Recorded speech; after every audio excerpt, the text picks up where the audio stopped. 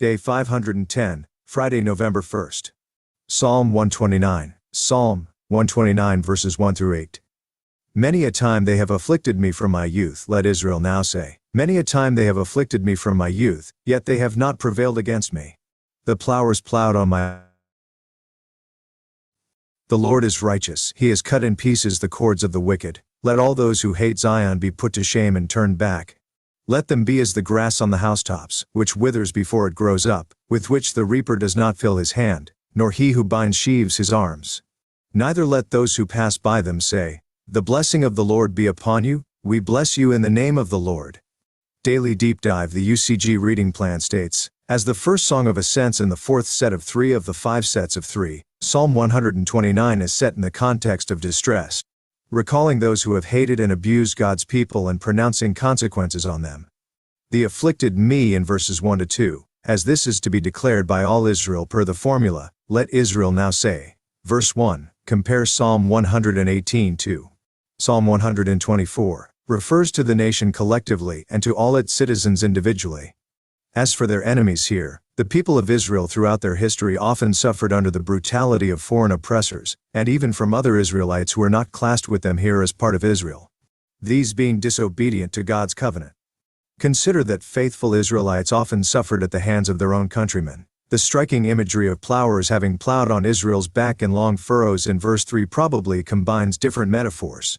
The obvious meaning here is that of the lash cutting into the people's backs, creating bleeding furrows or stripes, as for example the Messiah was prophesied to experience, see Isaiah 56, Isaiah 53:5.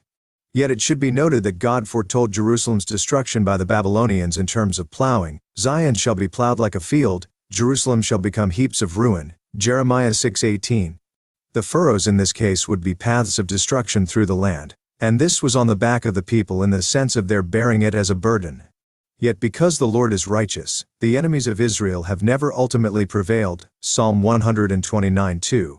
God has always at some point delivered his people, intervening to cut in pieces the cords of the wicked, verse that is the figurative cords they have used to bind God's people and to scourge them. God's past deliverance is the basis of faith in his future intervention, verses 5-8. The second stanza of the psalm, then declare an imprecation or curse on the wicked oppressors, expressing God's judgment.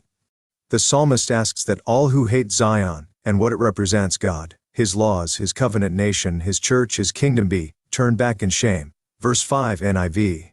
And consistent with the agricultural language of the psalm, the people pray that the wicked may wither like grass on the roof, v. Niv. Kings, Isaiah. Roofs were flat, and during periods of moisture or precipitation, grassy weeds might sprout and grow in the shallow dirt.